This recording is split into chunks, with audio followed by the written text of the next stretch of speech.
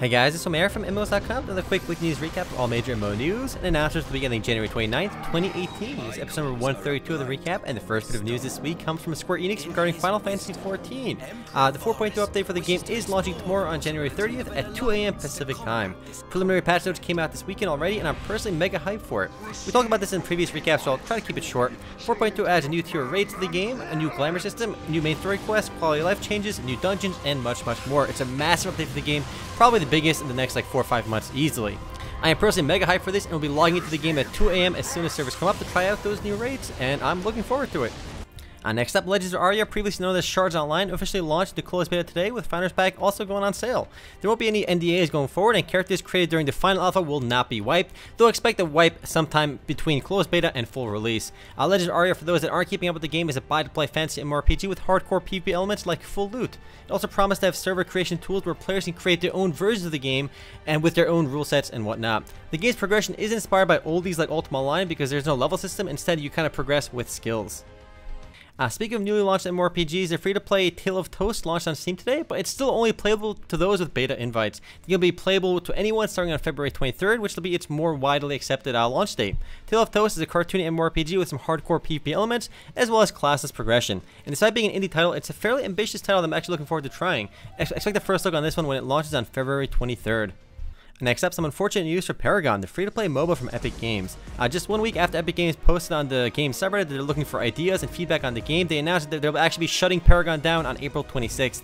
While an eventual shutdown shouldn't have surprised anyone, it's a bit bizarre to see the shutdown announcement shortly after Epic Games said they'll keep updating the game and they were soliciting player feedback and they said they were going to slow things down to work on Fortnite, but they changed that from just we're going to work on it slowly to shutting it down. And the main reason behind the shutdown seems to be Fortnite's success. Epic Games is moving resources away from Paragon to just work on Fortnite because that game is doing tremendously well. Up next, we're on the topic of Fortnite. We learned recently that Fortnite earned a whopping $89 million in revenue in December 2017. In a single month, Fortnite earned more money than most major games do all year.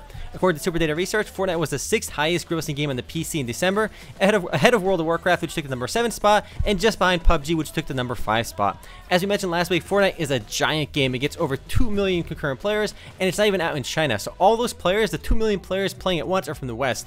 And with the way the game is growing, I wouldn't be surprised to see it surpass PUBG's 3 million concurrent figure in the months to come.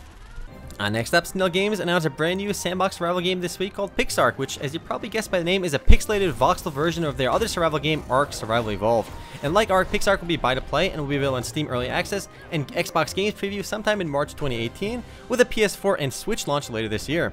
Visually, the game looks a lot like Minecraft and Trove, but still features the same in-depth crafting systems you'd expect in a sandbox survival game. Personally, I think this looks way cooler than Ark, but then again, I'm kind of a sucker for these visuals. The game promises procedural generation, over 100 dinosaurs to tame, over 8 unique biomes, character progression, and more.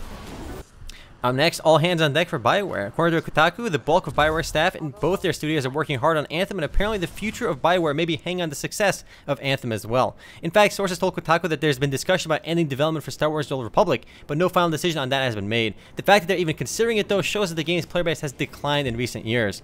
Anthem's original release date was also set for fall of 2018, but now it's been pushed back to early 2019. The success or failure of Anthem may decide the fate of BioWare.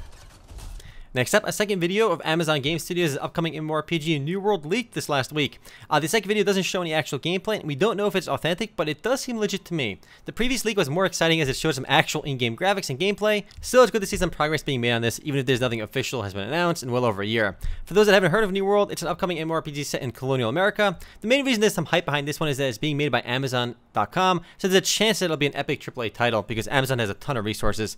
But all we have right now are these 2 short leaked videos. Moving right along, Tera is launching the Guardians of Legion update on January 30th, which introduces 6 new missions to the game. Players can open up the game's world map and teleport straight to active hotspots where they can team up with 15 players to take on one of these missions. Completing these earns Guardian Legion points, which can then be exchanged for up to 40 reward boxes per day. While Tera's player base has been in slow decline according to Steam charts, the game still averages about 1,700 players or so online at any given time on Steam alone, but keep in mind a bunch of people play Tera off Steam as well. Next up, the free-to-play side-scrolling anime action MMORPG Closers is officially launching from open beta into full release on February 6th. The game seems to be moving pretty quickly. Paid early access ran for about a month in November, open beta began in December 19th, and full release is now scheduled for February 6th. The full launch includes the addition of the game's first raid, titled Tiamat, where players face off against the Queen of Nightmares. I think the combat in Closers is actually pretty fun, but the core game isn't too unique. It plays practically like every other instance dungeon persistent action MMORPG. And another thing that nags me a bit about closures is that the Korean version of the game is so much further ahead on content and characters than the Western version, but at least they're kind of catching up fairly quickly. Speaking of Instance Dungeon Persistent Hub anime action MMORPGs, Kritika Online launched its first update of 2018 titled The Chosen Path, which introduces the new monk class to the game. The game's 6th playable class. To celebrate the launch of the monk, Inmass is holding a bunch of events in-game, as well as a bunch of goodies to give away. Besides the new class, the update adds new PvP maps, balance changes, introduction of the pet collection system, and a bunch of other small changes. Player base wise, Kritika has been averaging about 500 or so players online on Steam alone, which definitely ain't too shabby. Next, we got some interesting bit of data from Star Trek Online. As the game celebrates its 8th anniversary, Arc Games released an infographic showing that since launch, the game has reached a total of 5.2 million players. While it's not a particularly useful metric, as it's not talking about concurrent or active players, it's still fairly impressive. They also revealed how the player base is divided. 60% play on the PC, 90% play on the Xbox, and 19% on the PlayStation. Since the game's launch in 2010, the game enjoyed the launch of 161 episodes, 3 major expansions, and 14 seasons of content. There's a bunch of in-game events going on to celebrate the 8th anniversary as well, so if you play Star Trek Online, make sure to take advantage of those. Next and last bit of news this week comes from Nexon regarding a new mobile MMORPG that the beta testing called MapleStory M. The game is available on Android devices for beta testing until tomorrow and will launch on iOS and Android fully later this year. MapleStory M, unlike Pocket MapleStory, looks and feels a lot more like the PC version of MapleStory. It features many of the same menus, same music, same enemies, and much more. Unfortunately though, the game does have the auto combat system, which I kind of hate in mobile games. Still, it's a much truer version of the PC version of MapleStory than previous mobile MapleStory games. Though it only has 5 playable classes, I suspect they'll be adding more sometime after launch though. Anyway guys, that's it for MMO News this week. I'll see you guys tomorrow for the podcast. Later guys.